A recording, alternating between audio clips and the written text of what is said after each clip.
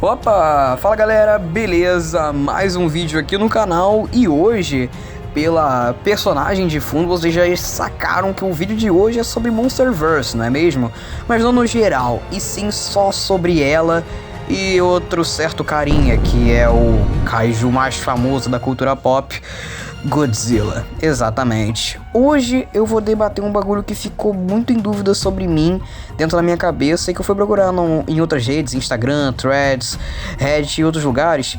E o pessoal também ficou com um pouco de dúvida e isso tá causando muito debate. Causou muito debate na época de The New Empire e até hoje rola discussão na internet por causa disso. Então eu vou analisar aqui com os meus pontos e as coisas que eu analisei, que eu tenho de informações pra dizer uma coisa. Por que a Shimon resiste aos raios do Godzilla Evolved? Então se você quer descobrir, fica aí até o final do vídeo e vamos nessa. Beleza, sabemos que uma das coisas mais interessantes que foi abordada em GX-K, Godzilla X Contra Empire, foi a rivalidade entre Godzilla e Shimon, porque muitas pessoas debatiam na internet que até o momento Godzilla não era parado por ninguém, mesmo sendo derrotado mesmo por Ghidorah ou Kong, ele no final sempre dava a volta por cima e sempre se mostrava ser superior, mas em GX-K, o Adam Wingard decidiu colocar uma criatura que bate de frente e até consegue superar o Godzilla, sendo meio que um nêmesis dele. Ambos podem brigar até a morte, mas nunca sairão vencedor. Ou sairão vencedor, mas um ficará superior ao outro a qualquer hora, ou vice-versa, beleza? Que no caso é a própria Shimon, beleza? Que foi adicionada ao Monsterverse como até o momento uma das criaturas mais poderosas. Tanto é que quando o pessoal vai fazer power scaling, como fazer o MV inteiro contra personagens fortes, Hakai Shin, personagens da Marvel, sempre colocam ou a Shimon e o Godzilla, ou Shimon, Mothra e Godzilla, a trindade mais forte do MV, para enfrentar essas criaturas. O Kong é muito poderoso, assim, muito forte, magnificamente poderoso, mas ele ainda não se encaixa na trindade dos mais poderosos, elevados, porque o Kong ainda, se eu não me engano, ele é nível planetário ou algo sobre isso, tipo multicontinental sobre isso.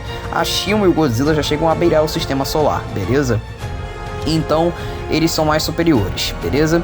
Então eu nesse vídeo vou debater o porquê a Shimon aguentou o raio do Godzilla Evolved, que é 3 vezes mais forte do que o Thermo Godzilla em GX-K, beleza?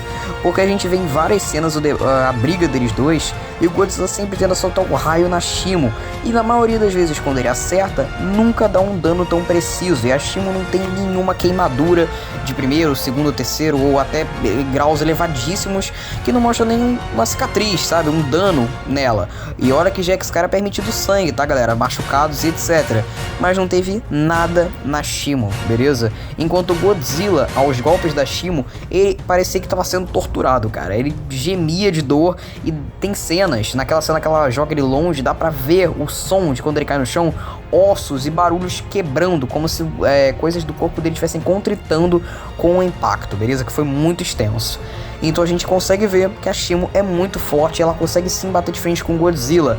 Mas a verdadeira explicação do porquê que ela não consegue bater de frente com ele na questão do raio, tanto é que se tipo, eles cruzassem um raio um com o outro, o raio da Shimon com o do Godzilla Evolved, sairia provavelmente uma super explosão, já que os teratons do raio do Godzilla são muito elevados. E a frieza do raio da Shimon se eu não me engano, cara, é tão frio que eu acho que beira ao nitrogênio absoluto. Tanto é que o Adam Wingard disse que o auge da Shimon vai ser ela ter a temperatura de Netuno, ou até 5 vezes a temperatura de Netuno. Atualmente os raios dela tem beirando a temperatura de Netuno.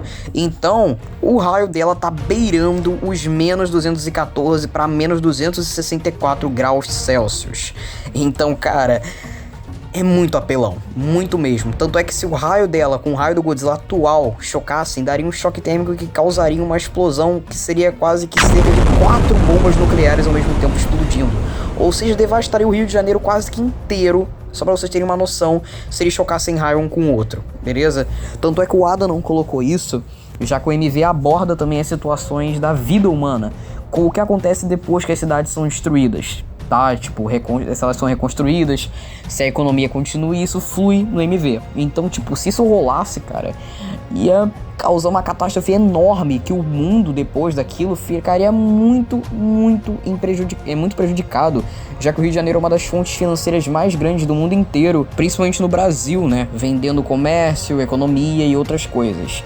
Então, esse é um dos fatores disso não ter acontecido. Além de que nas novelizações aponta coisas de que a Shimo e o Godzilla estão em um patamar muito próximo, tanto é que eles vão viver brigando no MV ou então com poderes igualados. Tanto é que a ideia da Shimo no MV é ser um anti-Godzilla, beleza?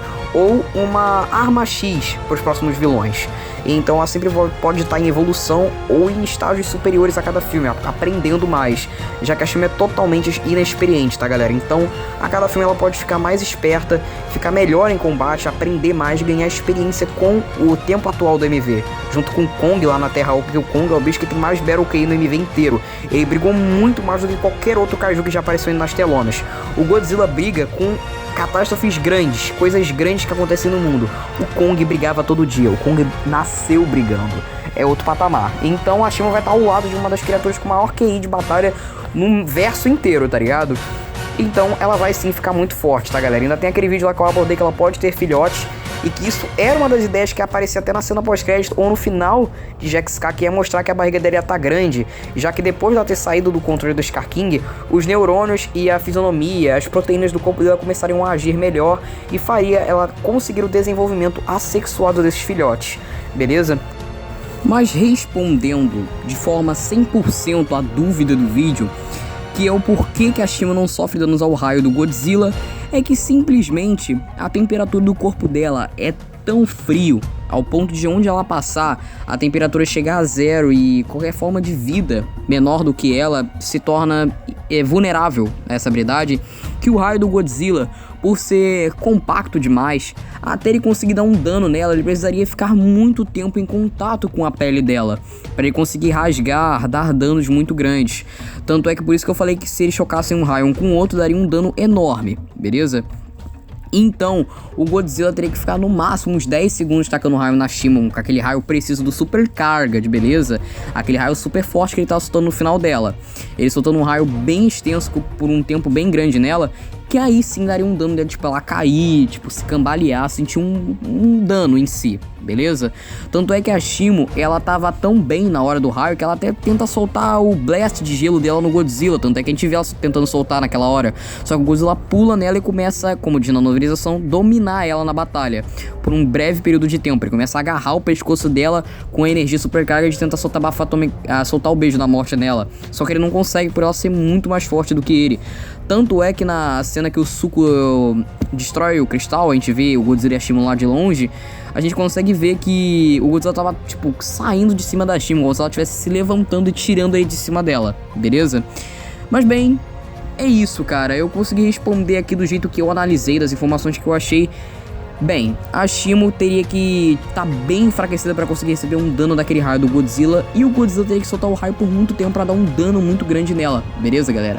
Porque a Shimo tem uma temperatura muito grande, tanto é que o pessoal fala que o Destroyer, um dos vilões do Godzilla, se adapta a qualquer tipo de coisa. Ele é muito adaptável, ele é extremamente adaptável, mas a Shimo é tão fria que o Destroyer só de chegar perto dela seria derrotado, por causa que ele não aguentou o poder do exército, o poder de gelo do exército, que não beirava nem a graus negativos, beleza? Era no máximo 1 grau, no máximo chegava a 0 graus, não chegava nem no negativo em si, beleza? E o Destroyer já foi derrotado praticamente. Então imagina a Shimo que beira a temperatura de Netuno, cara. Ela solaria o Destroyer da Era Heisei com muita facilidade, beleza, galera? Eu sei que na questão de poderes, por causa que ela conseguiria solar ele nesse nível, mas se botasse um na frente do outro, tirando os poderes, ela seria derrotada. Eu sei disso. Só tô entrando em um detalhe mais específicozinho aqui mesmo, beleza? Só pra dar um tchan sobre a Shimo, ok? Mas é isso. Espero que vocês tenham gostado do vídeo. Beijo no coração de vocês. Tchau, tchau.